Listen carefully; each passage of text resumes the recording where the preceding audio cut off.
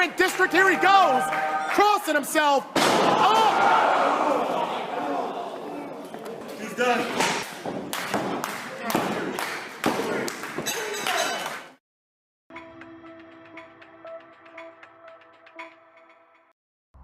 And listen to me, I'm sick of it. I'm taking the gloves off. You quit preaching heresy that Jesus is not supposed to be named Jesus. Let me tell you something. He didn't do the Lord's Supper the way. No, you're wrong on the Lord's Supper, and you're also letting the whole world go to hell. You're a doo-doo head.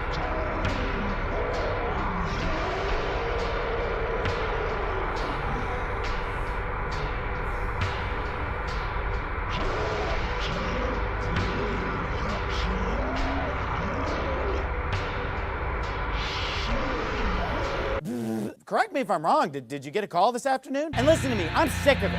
I'm taking the gloves off.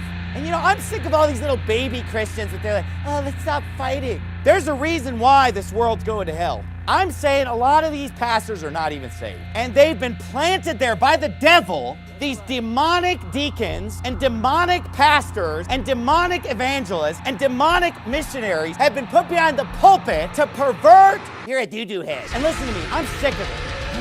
I'm taking the gloves off. Pervert the gospel, pervert doctrine. I believe he's not a pastor, he's a demon. Otherwise, how do you explain it? Riddle me this. Here's the proof. Here's the evidence. You know, I'm not going to let this country be taken over by these bunch of phony doo-doo heads. Fools, half their congregation doo-doo heads. There's something weird going on in our country. Why don't you come up to me after you? Why don't you come up to me after? I'm sick of it.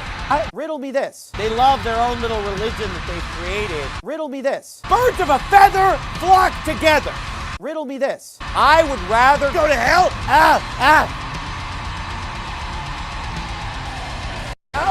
Worthless, Christians. And you know what? Christians, worthless Christians. Idiot! The devil ain't there. May I have your attention for a very important public service announcement.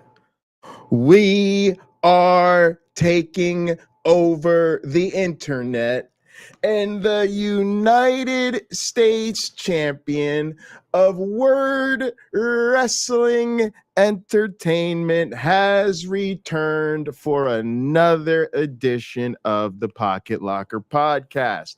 I am your host with the most, all the way from the East Coast. And as always, folks, I am in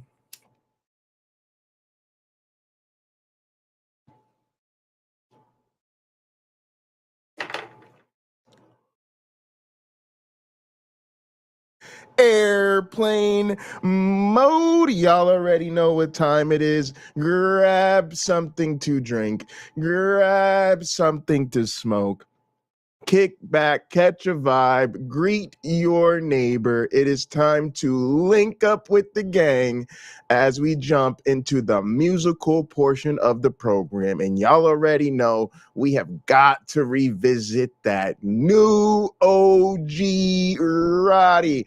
Cuz dropped his latest on us. Y'all already know we can't get enough, and we need some more OG Roddy already. Let's get it.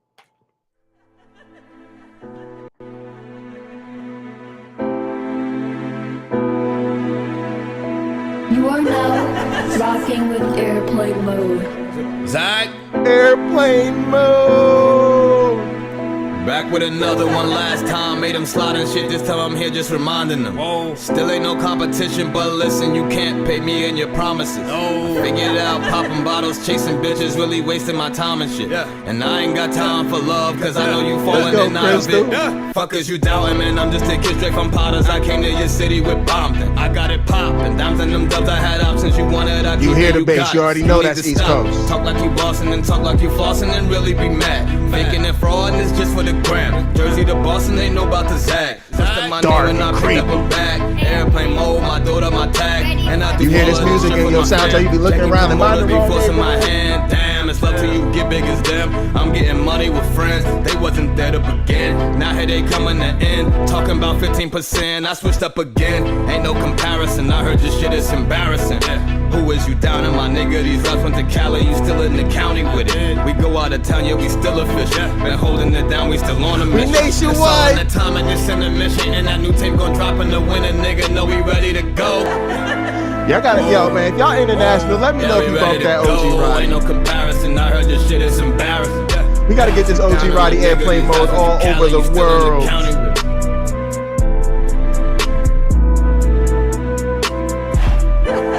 Cheers, gang.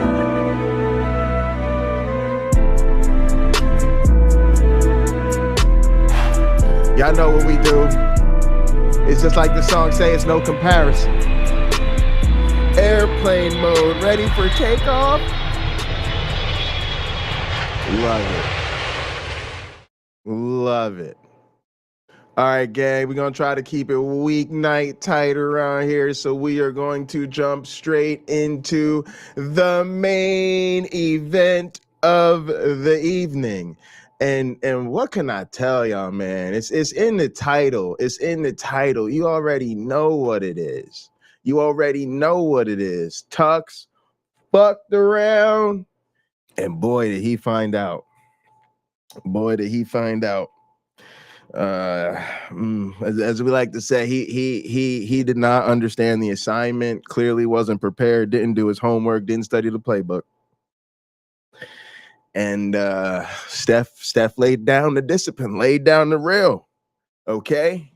So don't come around here no more with that weak shit. Don't come around here no more with that. We calling people out around here. Man, you dealing with some sailors and some card players and some real ones around here, okay? Okay, we will let you know what we need to let you know, okay? But look, we're gonna talk about it because a lot of y'all know, man, I don't fuck with Tux, okay? And it's mainly because I don't fuck with Doug from Pine Creek. And you know, I decided a while ago I didn't really need any Pine Creek bootlickers in my life. So I let people know, hey, with all due respect, if you still supporting that man, I can't support you. You know, it just kind of is what it is. Had a heart-to-heart with some people about it. You know, kind of came up a little bit at the time. But look, I'm gonna keep it real with y'all. Here's what happened. Look, Doug's a bigot. Okay. Now, for those of you who don't understand the basics of human civilization and societies and social relationships, yeah. See, there's this thing called reputation. When you develop a really bad one, it kind of spreads. And then the people that's associated with you, they be like, man, you're really cool with that. And if you still associate with that person, they think it's not a problem. So then that becomes a problem for them. So what happened for me is, yeah, people were like, yo, how long are we going to keep hanging around with these Pine Creek bootlickers because they're kind of overlooking his racism, and I'm not really with that. And I'm like, yeah, I ain't really with that either. So that was that. But to be honest, I kind of let it lie because, you know, it was kind of personal, and y'all know that people like to talk a lot of shit about me stirring up drama and all this type of nonsense. So I kind of just let it go. I mean, it is what it is. It wasn't gonna really matter. But I say all that to say this is what we were talking about. And I predicted stuff like this back then because when you're dealing with a fuckface like Doug from Pine Creek, who, for those who don't know, Pine Creek is a popular counter apologist. He's an atheist. He has a popular YouTube channel where he does counter apologetics, try to, you know, interact with Christians. I first started watching Pine Creek when he did his Why I No Longer to Go to Church sermons like these. I didn't watch when he did that series, but when I came across his channel, those are the videos I used to watch. But of course now he's more into like call-in shows and different things like this. But yeah, I got very turned off to him, as did a lot of other people in this community when we started to realize that he has very bigoted, prejudiced opinions about other things. So that was kind of that. You know, it is what it is. The reason we're talking about it today, though, is because, to be honest, that was really the beginning of a real change in myself, my friends, this community, the direction of this channel. And it was really something much bigger. To be honest, at the time, my thoughts were that the community I had found on like the atheist YouTube community or whatever was, overwhelmingly progressive and liberal and humanist and all of these things. And it was a bit naive. I think I was overemphasizing the relationships that I had managed to make with really cool people and being so excited about that I kind of wasn't sort of like sitting back and looking at the sort of behavior of the community overall. And so since that time, we've just been on this journey of learning that, unfortunately, the atheist community, and I hesitate to even call it a community because I think there's real communities within it, but overall, I don't think we are a community. And it's because I believe we have irreconcilable differences about certain issues, and the community is way more right-leaning than I had imagined. I think for a lot of us, this kind of started with maybe like the Bob Price situation, Dr. Bob Price. A lot of y'all remember that. He got kind of found out to be having a lot of these right-leaning bigotries, and there's been a whole story arc of the fallout because of that. And wouldn't you know who was there when all of that first went down to give Bob Price sort of a platform to tell his side and spew more of his nonsense, but fuckface Doug. So I think it's time that if you haven't started thinking about the makeup of this community and where people are, I think it's time to start to be on alert, right? We got to stay woke, basically, right? It's pretty, you got to stay woke on the internet, just like you got to stay woke in the streets. And realize that even though it's so great to find camaraderie, it's so great to find friends, it's so great to find allies, it's so great to find community, and to build community is fucking awesome. But we got to be aware, not everybody is on the same page. All right. Furthermore, we gotta pay attention to the particulars. Because I know for a lot of us, there's always just the broader picture. Like, we're just trying to figure out where a person's at. We pretty much know where people should be and sort of, unapologetic and unhesitant support, particularly if we marginalize groups. And then, everybody who's not on that, we're just kind of like, yeah, you're somewhere on the spectrum of wrong. But the particulars matter. And so I think this whole situation with Tux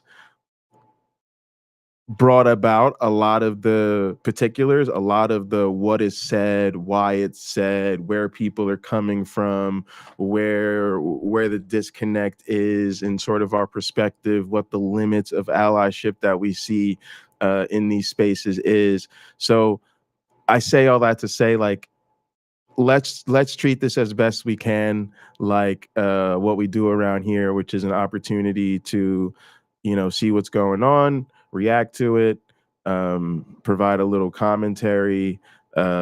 Things are always a bit extra spicy when we're dealing with known entities and personal relationships. But the reason I decided to do the stream is because it is such a good demonstration of the larger issues. It is such a microcosm of the sort of meta problems that we have in this space. And that's what I couldn't pass up. Now, people will say I'm just here to piss on somebody I don't like. You guys can decide whether you want to go with that or not. But yeah, let's go ahead. I'm not gonna review the whole thing because it was a super long discussion, and also there's why take all the full context away from Steph? If you guys are not subscribed to Stephanie Helms, I don't know what you're doing with your life. I do know you're making bad decisions in terms of who you choose to subscribe to on YouTube. Fortunately, there's a link in the description. So go down in the description and subscribe to Stephanie Helms. Go ahead and hit Homegirl up with the donation. Steph recently had a birthday. So let's go ahead and hit Steph up with some birthday love. Again, links in the description down there under support the co-host and moderators. So yeah, we're gonna just take it from sort of the sort of last portion of this stream, and we'll see what we get. But there's some real issues that I think you guys will recognize, hopefully, as sort of playing out on a bigger scale than just this conversation. We gotta look at the real life impacts about people's beliefs, and we've got to question them and how they impact in the real world. Doug may be an atheist, but he holds really substantially harmful beliefs that affect real people in the real world. Yes. So Wes has nailed it. It's perfect way to explain. Yeah, I hate to say it, but I gotta admit this episode's a bit inside baseball, because for people that are new to this space or this channel, they don't know who Doug is. They don't know who Tucks are. And so this is we're handling some in-house business, you know. But yeah, I kind of explained who Doug was a little bit. Of course, we'll be hearing from Stephanie Helms, who's maybe in the chat. I know she's hanging back here and gather. She's also a mod on the line, so I think she's busy modding the line right now. But Steph knows she can come through anytime. Oh, there she goes.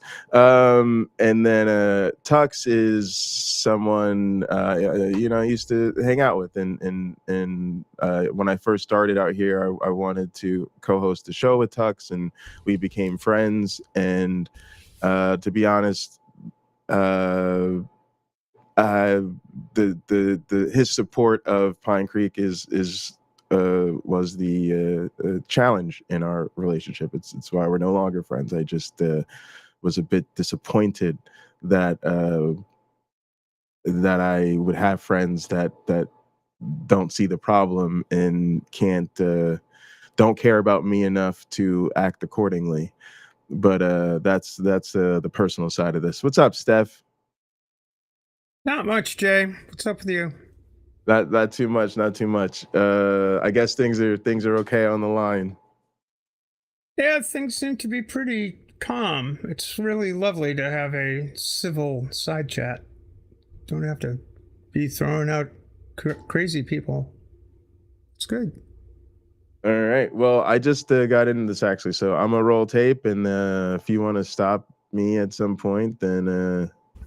No, I just want to say this was a long conversation, as Jay said. It's a very, very long conversation, and most of it was centered around. We were watching quite civilly. I met Tux in person in Fort Wayne in June or late June, early July of 2022. Nice guy. Had a lovely conversation with him. Got to know him pretty well. I certainly didn't expect things to go down this road. But one of the things that I maintain a lot is that I and a lot of people disagree with this. I really don't care a great deal about what a person's religious beliefs are, what views they hold. I care about what they do with them. I care about how they interact with the real world. And when those interactions in the real world do positive harm to real people, I feel that's when you've really got to call people out. And unfortunately, it's really kind of painful when someone repeatedly says, "Oh, you're right, you're right, you're right, you're right. I have your back. You're right, you're right, you're right. I have your back." But they don't do anything to show that by their actions, they actually do have my back. And at the end of this one, I basically, well, you'll see, I go, fuck you, fuck you, fuck you. Because at the end of the conversation, Tux had the temerity to say to me, and specifically to two other people in the chat, you're all right. Your ideas will win. Doug is insignificant. When my channel's got 224 subscribers, Doug's main is in over 10,000. I don't know where Doug is there, but he's got, I just got 6,000 on politics, and he's got to be, in five figures somewhere on his main. And it's like, that guy is influential. As a matter of fact, he's so influential that Tux won't lift a finger to actually do something. Yeah. And that's the source of my frustration. And so I apologize for losing my cool, but after 3 hours of saying over and over and over again, being lectured to about how the Socratic method makes me stronger, and Doug's just reasonably challenges your thought. Doug doesn't just challenge my thought, he challenges my existence. Yeah, I don't think you have anything to apologize for. The emotion, I think, is well warranted, and I abhor civility politics. Matter of fact, it kind of works in reverse, right? It's an exercise in insensitivity, because we should be motivated by the passion of others, by the pain that they express of what they're going through. So yeah, it's a real issue. For me, I'll say off the top that I think this is how the game is played. In other words, I think what I've always said is to take Doug, for instance, people like that, what they need is consequences. Everybody's got a point at which, things start to change for them, and then you start to see how much are they really willing to put on the line for these particular views. At the same time, when you have people who insist on supporting them irrespective of what they say or do, you negate the opportunity for those consequences. So it's kind of a twofold hit. On one, it's like, yeah, you're supporting a problematic person, and that is a problem of itself. But also, you're kind of stopping us from solving the issue, because the social consequences from people like you is what we need to solve the issue. And I've said this from day one. Us getting on these streams with Pine Creek and having this back and forth and trying to have discussions with him, it means very little to him. Even if he knows that he's being hurtful to people, he does that for fun. What is going to make him think twice about things is an empty poker table. Very possibly. I mean, it's just, it's just kind of like, hey, look, if you want, I'll say the same thing over again. I don't need to. Let's just roll it. All and right, see let's where get it it. goes. I am not defending Doug with his, if you call it transphobe, I don't really think it's transphobe, but I believe the majority of the times that I have watched Doug, when he's had a conversation with you or about anything relating to this subject on his channel, I haven't seen 100% of it. I've seen, I think, at least 50% though.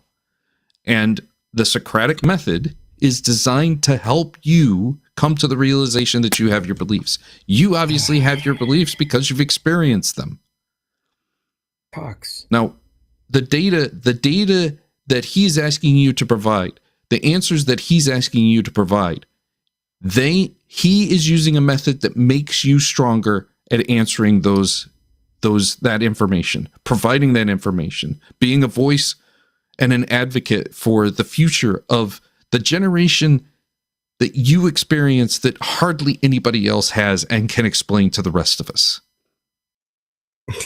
All right, so just a couple things off rip for me. When trans people are telling me something is transphobic, I'm all ears. I don't have the audacity to pull the "you call it transphobe, I don't want to call it that." That's again, that is bending over backwards to enable people.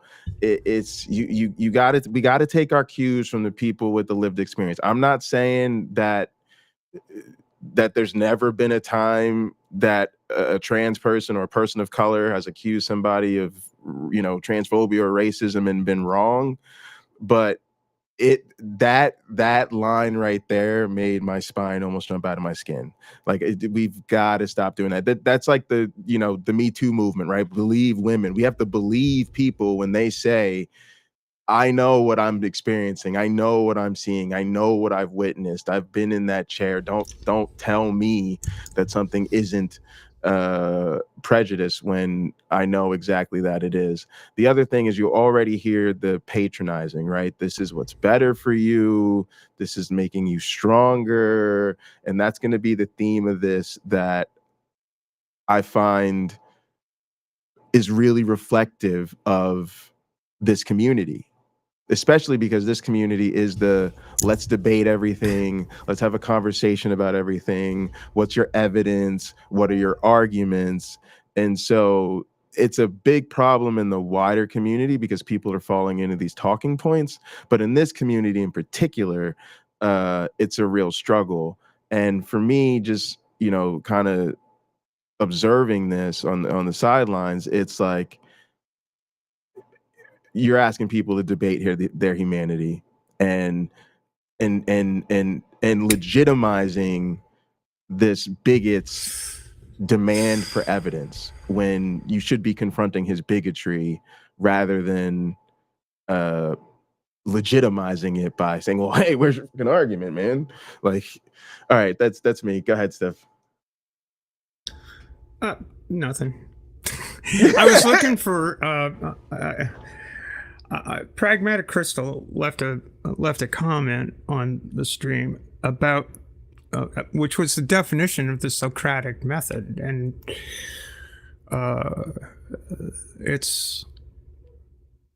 part of it was that you aren't meant to be critical of the person practicing it, which, that's, well, I'm just asking questions. It's just that I'm just asking questions. It's, do I question your motivation for asking the questions 100%. you're asking? Because you're insincere. You don't want, you can't handle the truth. It calls to mind the time that I was on Doug's channel and having a conversation with him, and he said, you can't find a study that says that gender-affirming care reduces suicidality. And I thought to myself, the fuck I can't. So it's a quick Google, I found a study. As it turns out, that very study that I came up with on the Google machine is a study that Doug had referred to about an hour earlier in the stream before I started listening. And he was all, this study, is this a study you're talking? Read the conclusions. I dropped down and read the conclusions. And the conclusions were that suicidality was reduced, both in ideation and in actual attempts. Not by a lot. And it wasn't the study wasn't a large sample. There may be some problems with the study. Yeah, sure. But it's a study that showed that there was some degree of help. Yes. In using this approach that is widely recognized as the proper approach to helping people who have who are dealing with a conflict around gender issues. So in another study, the Socratic approach is only good insofar Doug seems to want to use it to back up his priors rather than looking at the preponderance of the evidence that's already out there. So it's really hard to argue these positions as if there aren't real people in the real world dealing with this stuff all the time. Yeah, and it's amazing because you kind of caught Doug red-handed when you had a conversation with him on his own channel, where he clearly misrepresented or overlooked the actual conclusions of a paper that he had brought up on that very stream. Now, that is clownish. That is, and this is part of funny. But this is part of the. But immediately. Sorry, I was going to say Sorry. that the Sorry. mythology of Doug is people are always talking about how brilliant the guy is, and I mean, like, that is just really that's brilliant to you. I mean, it was pretty bad. Yeah, well, whatever. I mean, it was funny. It was like, and immediately thereafter, it's like, oh, well, I've got a tea time. I got to go. Which, yeah, okay, fine.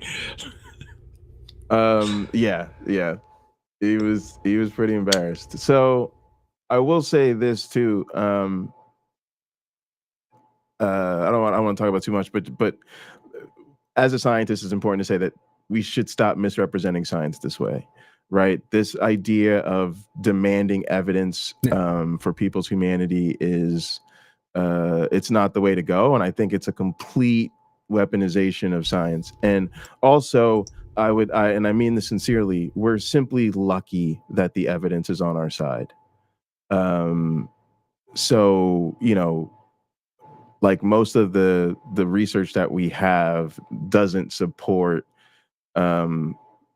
most of the prejudices we find in society. And in that sense, science can be used correctly to, fix people's understanding, right? But when you use it sort of in the front line, like to try to make your case, it's just not what it's for. Like, science is not it's to offer us natural explanations for natural phenomena, right? It's not to dictate our politics. I always think about what would happen if the data wasn't that way, right? Like, what would happen if the data actually said some group is, on average more intelligent or more athletic or whatever? Would that change what's right to do in terms of how we treat people? For me, the answer is no. And so if that's the case, then we shouldn't be using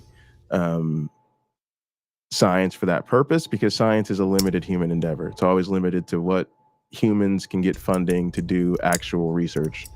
So yeah, just always got to throw that disclaimer out there. So the Socratic method works. It frustrates the piss out of people, and it's obviously done so with you. It's done so with me, but it makes you stronger. You know, that's where I started on this tip.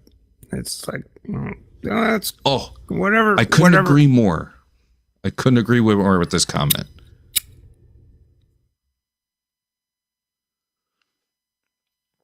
He provides nothing. The Socratic method does. I think you misunderstand that comment too. Oh, well. You're sitting there defending the elephant. Are you frozen? No. What elephant? I don't know, mate. I think I don't know. Okay, let me try. Let me try the Socratic method. Do you think that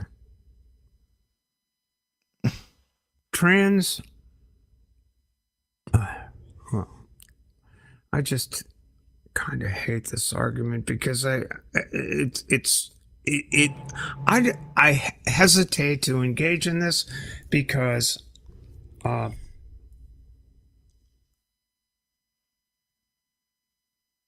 hesitate to call any human's experience into question.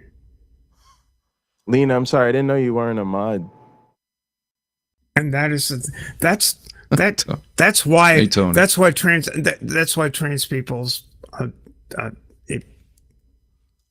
that's why trans people have a difficult time with it. It's like, do you think I'm real? I think you're real. Do you think I'm a woman? I think you're a woman.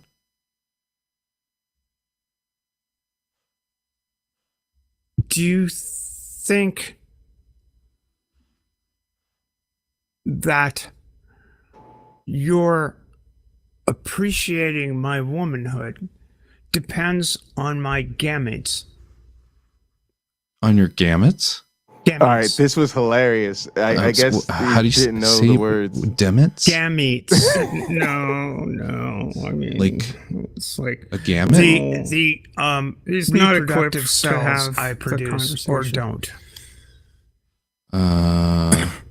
Absolutely. I don't quite understand. I don't know what gametes means, or at least I'm not hearing what you're saying. Gametes. Pause the tape. Pause the tape. Pause the tape. This is an argument that is a trope that trans people hear all the time from gender critical people. It is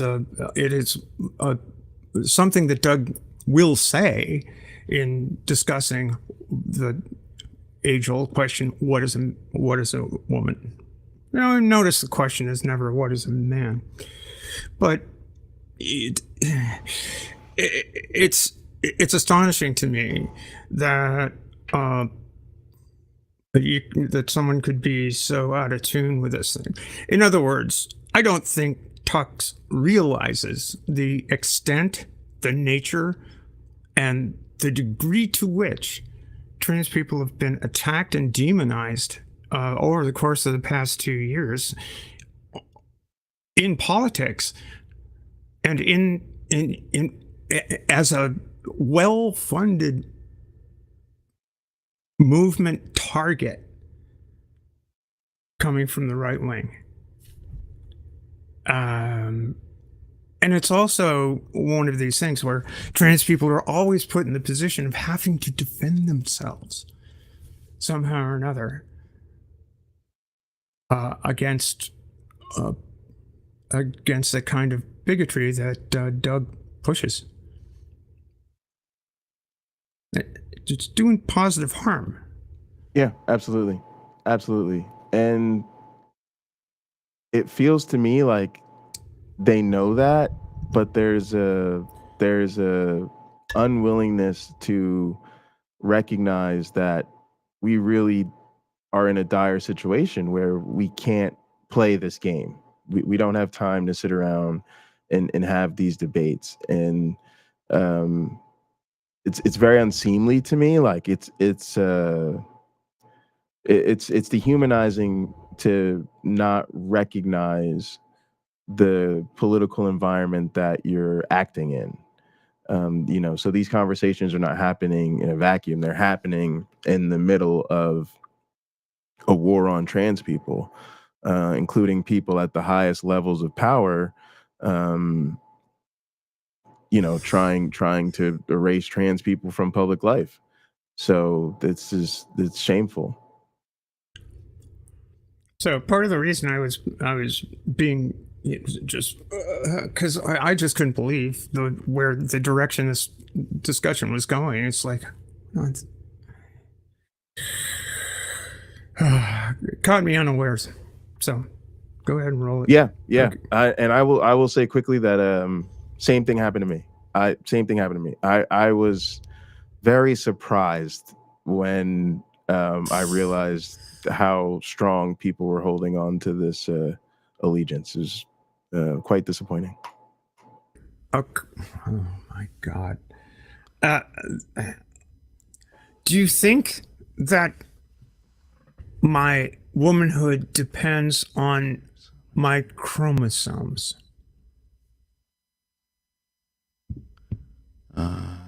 Male or female cell able to unite on an opposite sex from a zygote. Okay. All right. Say that again. What was the question?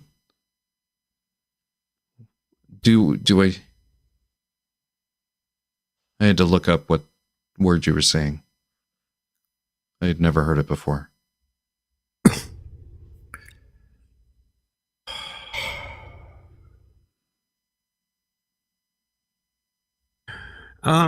Producer Wes, you two need to get on the same page so you're not arguing against each other. I'd appreciate a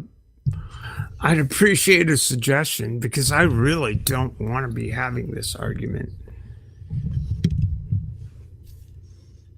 I mean, I think it's valuable in some respect because I do think that having had plenty of time with Doug,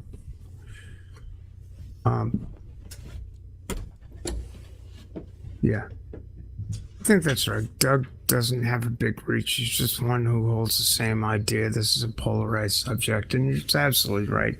I mean, it's kind of fruitless. We were having fun making fun of P-Town, but the problem, the problem I have is that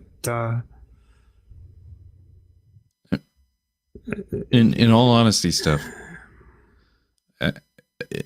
the last two times you've been on the stream with me, you've kind of gone down this rabbit hole, and it's, I don't mind it so much as long as it ties back into anti-theism, and it does have a little bit of a hand holding at times. So that's why I don't protest too much. But just keep in mind the tool that Doug uses against Christianity, against Abrahamic religions. He uses that tool against you. All right, so there's two things happening here at once that are both problematic. One is the y'all can hear Steph. Steph don't have to be in the chair to be here. But one is actually, again, it plays into like the civility type deal where you're like blaming that person for going down this so-called rabbit hole or whatever as a way to get out of an uncomfortable conversation, right? you know, it's like when something comes up with your significant other or significant others at dinner or something, and like, why you got to bring this up at dinner? You know, we were really enjoying our steaks, and now you got to go there. And it's like, Tux, man, like, you're a Pine Creek bootlicker. You are always defending this guy. He's a very bad faith actor who is a known entity in this community. You then make yourself a known entity as one of his supporters.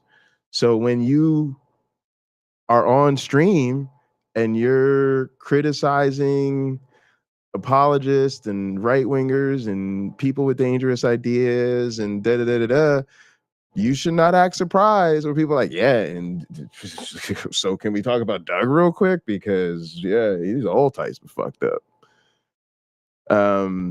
So I didn't like that. Like, it felt like trying to find a way out as opposed to, you know, actually, you know, dealing with some accountability over your support for this guy. And then, of course, tying it into this false equivalence of, oh, it's just like when we do this to Christianity. And I got to be honest, this all tracks with my journey. Like, what he's saying was like making me have a strong emotional response, because I'm like, this is what I felt like in this community. Like, we were all having a good time, you know, counter apologizing, talking about the religious and all this type of stuff. Yeah, until the subject became racism, and all of a sudden you guys were treating me like I needed to defend my faith and my ability to vote and live peacefully. Like, and then all of a sudden you're like, wait a second. Well, you know, what the hell's going on here? So yeah. But that's another thing he's going to continue to say. Steph, do you want to say anything before I roll this? Nope.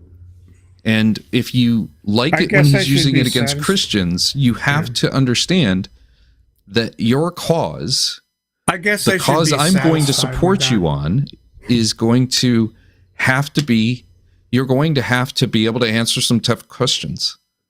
And if you're able to answer those tough questions, well, Doug, who is right now, well, your quote unquote enemy, will become your biggest advocate. Bullshit. Bullshit. It's not bullshit. No, it's total bullshit. Dawkins? That was good. Like what he's saying now? I told you, fuck around and find out. That is how we have to address this shit, though.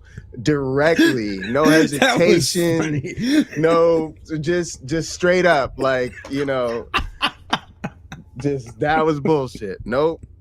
Yeah, facts. That was lovely. Great moments in YouTube.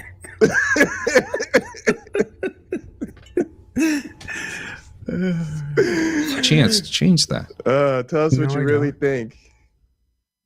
Well, I think you're naive. You're very naive. I am. If you think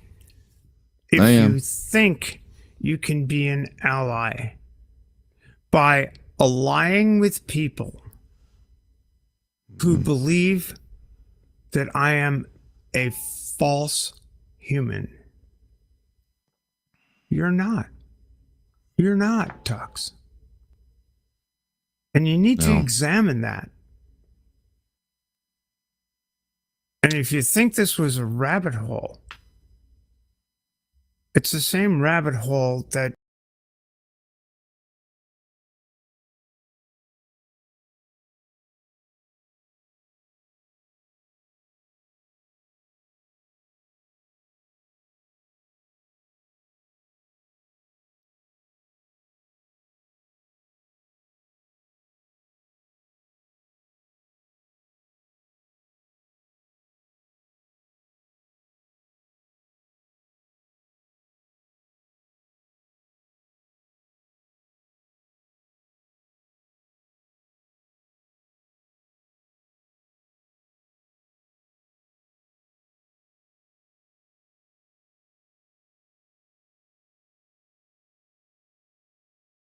Something just screwed up.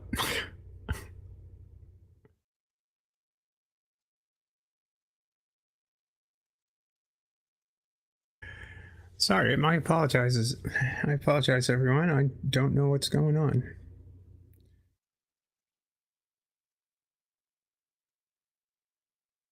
I think I'm going to leave and then try to rejoin the stream.